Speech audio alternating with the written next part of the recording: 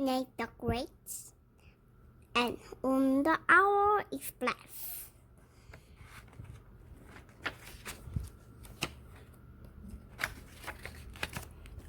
Chapter 1. Cosby, Big Pointy Claws. I, Nate the Great, am a detective. Right now, I am a clickety clack looking back and forth detective. I am on a train. My dog Slud is with me. He is a detective too. We are on a case. We are bodyguards for an hour. Her name is Hoot. She belongs to my cousin Olivia Sharp. The case started this morning. Slot and I were visiting Olivia in San Francisco. Olivia is also a detective. This morning, she said, Hoot needs to take a train to a special hour doctor in Los Angeles. A plane is faster, I said. Hoot doesn't like to fly, she said. I, Nate the Great, say that is a good enough reason for an hour to see a doctor. Olivia tossed her boa around her neck. She always wears a boa. Glad you think so, she said. Then she tossed her boa around my neck, looked me straight in the eye, and said, You'll take Hoot on the train for me. I know I can count on you. Olivia pulled me over to a covered bird cage. She lifted the cover. I looked into two huge staring eyes. Then I saw a big head, a curvy beak, and sharp pointy claws. What big eyes she has, I said. Yes, and she's easy to feed, Olivia said. She eats mice. You have told me, Nate the Great, more than I want to know. But Olivia wasn't finished. Chapter 2. Wanted a bodyguard. I will catch up with you later, Olivia said. How? Where? When? When the time is right, she said. But for now, while Willie will drive the three of you in my limo to the train station.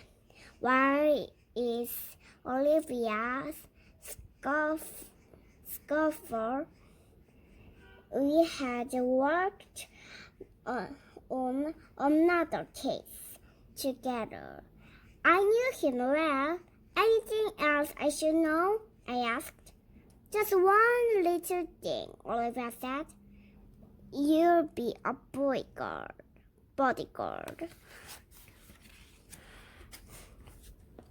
What? Who am I guarding?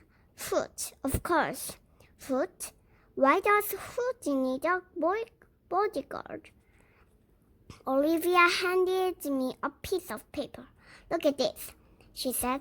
I, Nate the Great, read. It will be a happy day when Hoot the owl flies away your neighbor. I said. Do you think someone in this building is trying to get rid of Hoot?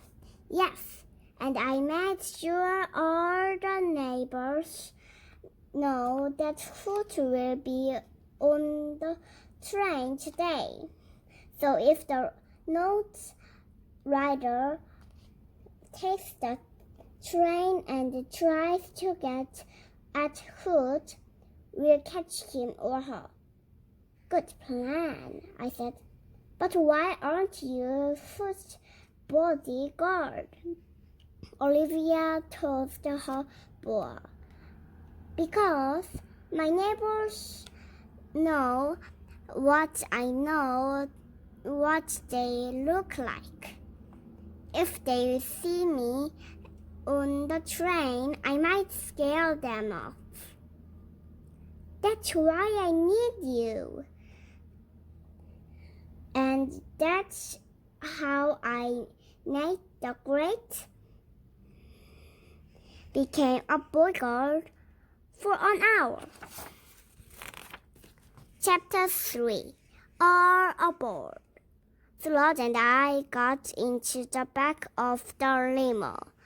Wire was already in the front seat with the covered cage beside him. I was glad it was not beside me. Willie turned around. Miss Olivia wants Hoot to get a good day's sleep, he said. So keep her cage covered. No problem, I said. But is an owl allowed on a train? And the dog? Miss Olivia took care of everything, Willie said. I believe it, I said. Willie started the limo and we were off. I took a pad of paper and a pencil from my pocket. I wrote a note to my mother. Dear Mother, I have a new case. It is in a cage. It is in a cage. I hope to keep it there. I will be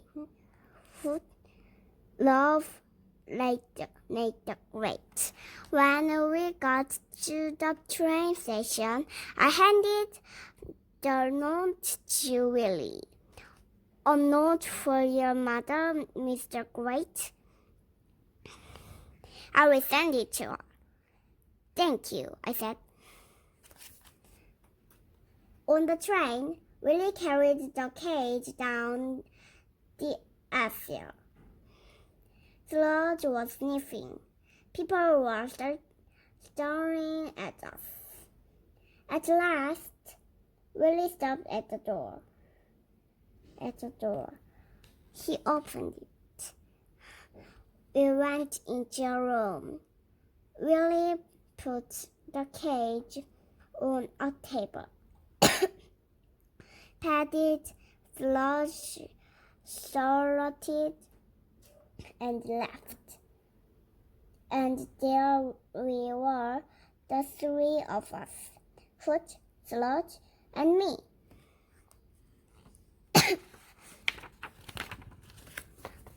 Chapter 4. Achoo! The train pulled out of the station. Sludge kept looking at the cage. Was he trying to be a good bodyguard, or was he afraid of Hoot? I'm going out to see what I can learn, I said. Stay here and guard food. Slot did not look happy.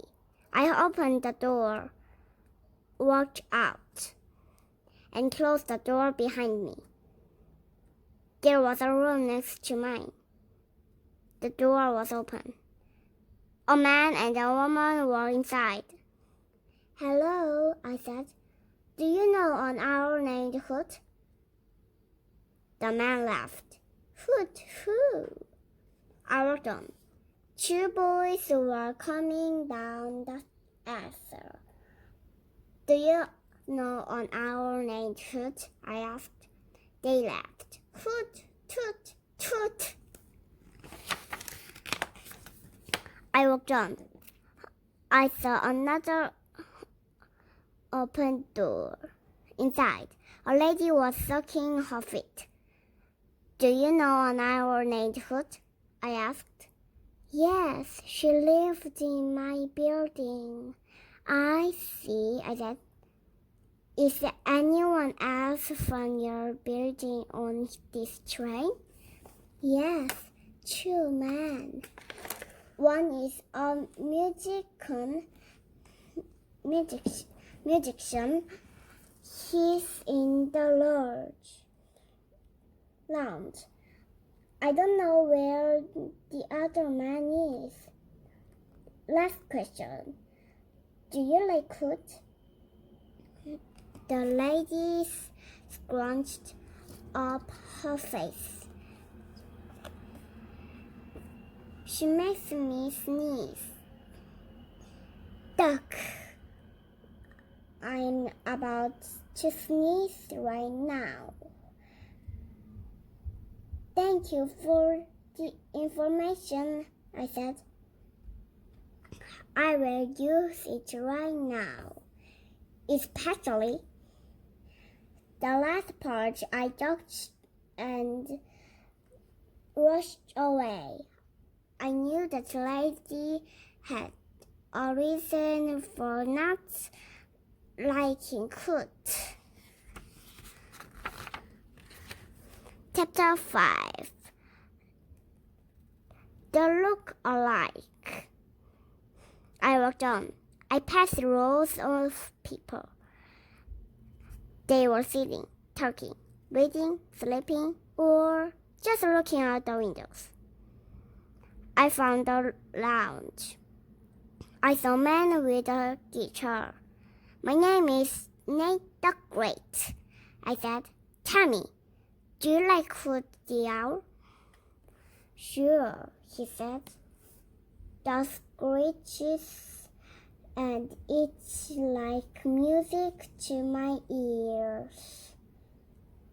Glad to hear that, I said. Now, I'm looking for another man who knows Hoot. The musician smiled. The owl man. He looks like an owl. He's sitting back there. You know him when you see him. Thank you, I said. I'm writing a song about sounds. The musician, I said. The musician said, a wolf can howl without a tower, but sometimes needs to use a vowel. Well, have a good time trying to rhyme, I said. Hey, nice rhyme, the musician said. I walked back to where people were sitting in rows. I stared at everyone. Then I saw a man wearing a spotted shirt and big yellow glasses. His hair stuck up in 2 points. The owl man. I bent over him. Perhaps you like how Hoot the owl? I asked. Perhaps I don't, he said. People keep telling me I look like her big brother. I work on. Maybe Hoot did need a bodyguard. 3 people who knew her were on this train. 2 of those people might not like her. I went back to my room. I opened the door. Sludge was standing there with his ears perked up like a good bodyguard. He wagged his tail.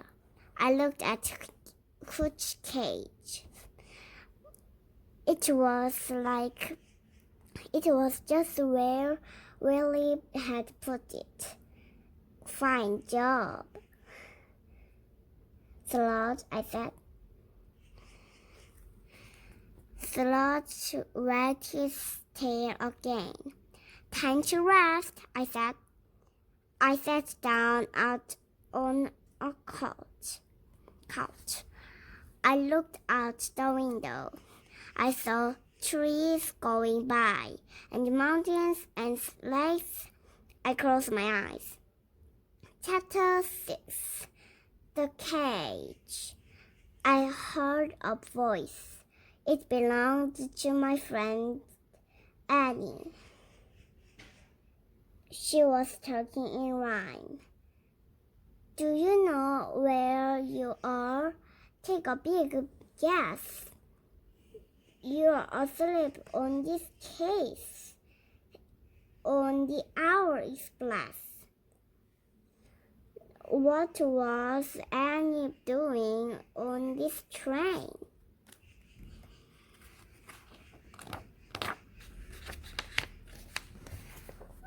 Then I heard a strange voice. It belonged to Rosamond. She is the only strange person I know. She was also talking in rhyme. Don't snooze, find the clues, try hard, bodyguard. I sat up suddenly. I, Nate the Great, had been asleep. Had I been working on the case in my dreams? Why did bad rhymes get into my dreams? Perhaps I was trying to give myself a clue. I looked at the cage. Was Hoot still asleep? Was she hungry? Was she happy? I, Nate the Great, hoped the answers were yes, no, and yes. I got up and walked on to her cage. Wire had told me to keep Willie had told me to keep it covered. He had told me to let Hoot sleep, but I, Nate the Great, had a job to do. I lifted the cover. Hoot wasn't asleep or hungry or happy. She was gone.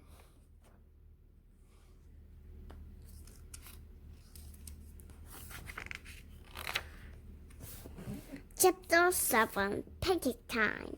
Had something happened while I was asleep? Sludge was standing by the door. He would have barked or growled if anyone had tried to come in. I stared at the cage. The cover looked the same as before. I peered inside. There was a door, and it was closed. There were perches, and they looked clean. Everything looked clean. Whoever had taken food had been careful to leave everything neat. But who had taken her? And how? I needed time to think. I needed pancakes. Wait here, Charlotte, I said.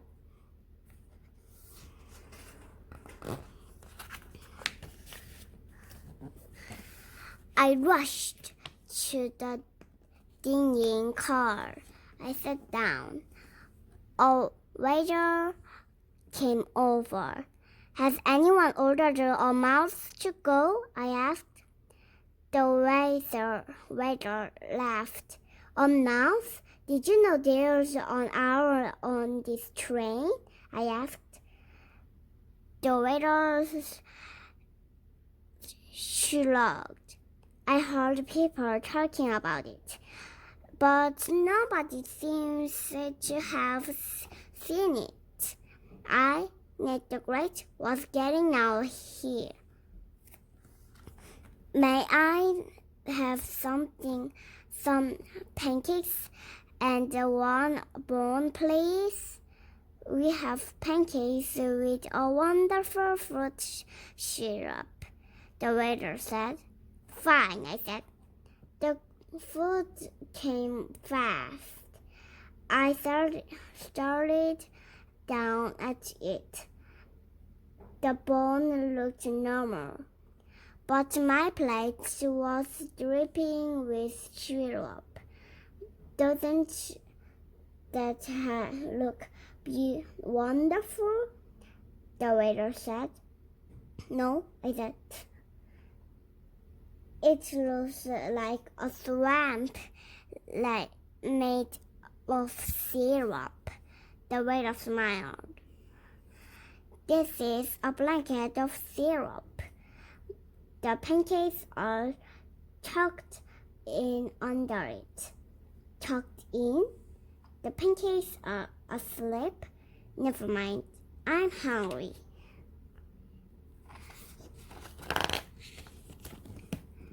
I ate and thought, did I have any clothes? Yes, my biggest clue was that Sludge is a great detective.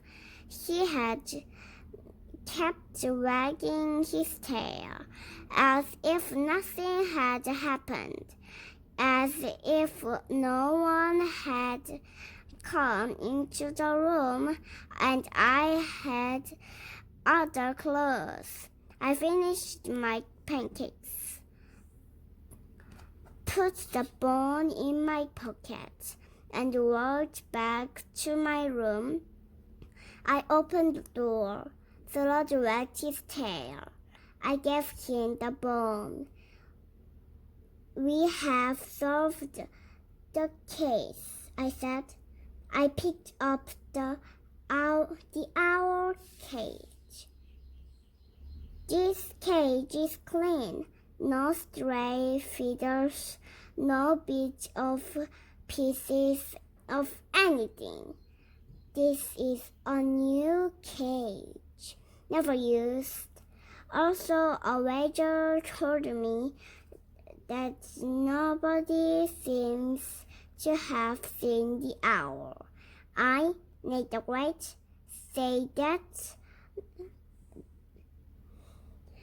nobody includes us. You and I never saw foot in this cage because she was never in it. Chapter 8. Second Act. Sludge looked puzzled. You're right, I said. We have not solved the cage. We still don't know who wrote the note. And we don't know why Olivia wanted us to guard an empty cage. She planned this well. She didn't want me to look in the cage. That's why I was told that Foot needed a good day's sleep. She told me about the mice to make sure I wouldn't try to feed Foot. And now, here we are, you, me, and an empty cage on a train. On the way to Los Angeles, Olivia said she would catch up with us. How could she be sure of that? I, Nate the Great, knew the answer. Slot and I stretched out on a couch.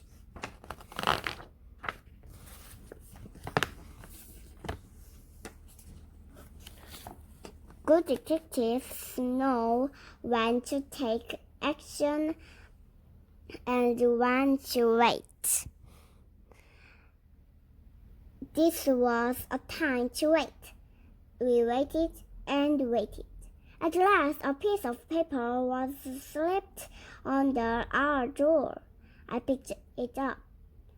There was a message on it. Olivia Sharp here, in the private car at the end of the train. Since you are a great detective, you have figured out I have been on this train all the time. You are a bodyguard for a decoy. Come on, Slot, I said. Slot and I walked to the left car. I knocked on the door. Come in, Olivia called. Slot and I walked in. Olivia was sitting behind a huge desk with a computer, a telephone, and piles of paper.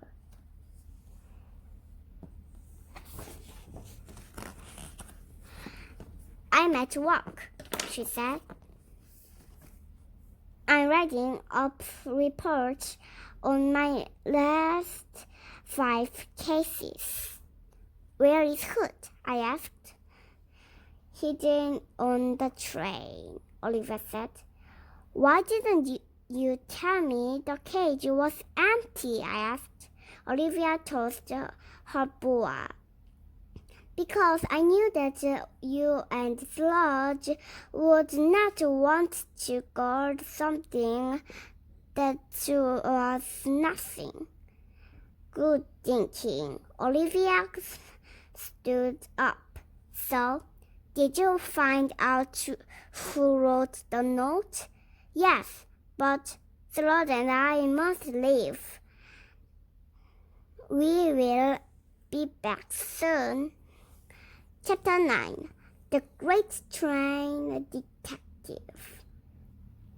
Slot and I were back in 10 minutes with the lady with very clean feet, the musician, and the owl man.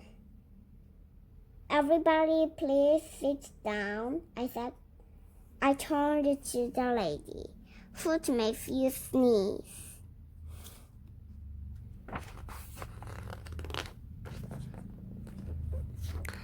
But you sneezed when I was with you, and Foot wasn't. So other things must make you sneeze too. Yes, she said. Turnips grow. Petunias dirty feet, cats chewing gum, anything pink, flash air, and spiders. So, if Hoot wasn't around, you would still sneeze. Yes. Then maybe you do like Hoot? Nice owl, good manners. I turned to the musician. You like Hoot concert, correct? Yes, said the musician. I turned to the owl man. You do look like an owl, I said. But that's because you want to. You wear spotted shirts. You comb your hair into 2 points. You wear big yellow glasses. You like looking like Hoot.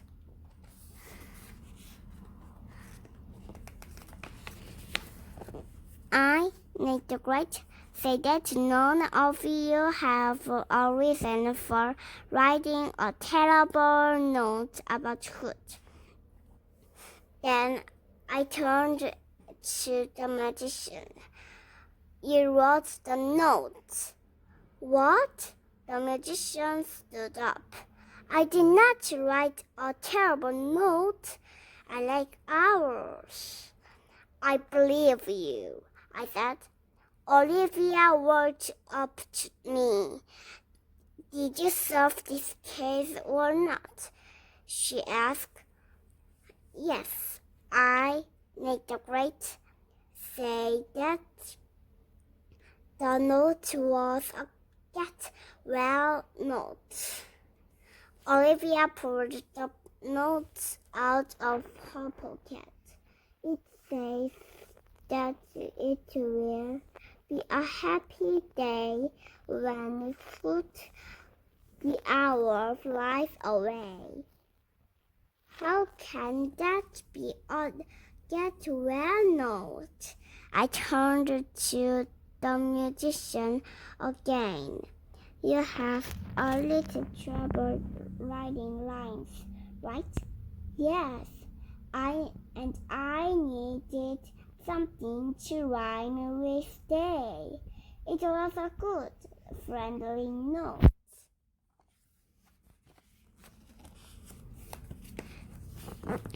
I, Nate the Great, say that things that look good to somebody can look terrible to somebody else. Today I was served food that looked good to the waiter and bad to me. I turned to Olivia. End of case. Hoot is safe. Olivia tossed her boa into the air. You were fabulous, she said. No, I said. Actually, I was only great. The boa landed on sludge. I'll give you anything you want, Olivia said. Make a list. I reached into my pocket. Sludge and I came prepared, I said. I handed Olivia a piece of paper. Now, tell me exactly where Hoot is, I said. She's still on the train, Olivia said. Suddenly, I, Nate the Great, knew Olivia had given me a clue I did not want. Sludge and I went back to our room and sat by the window We were not alone.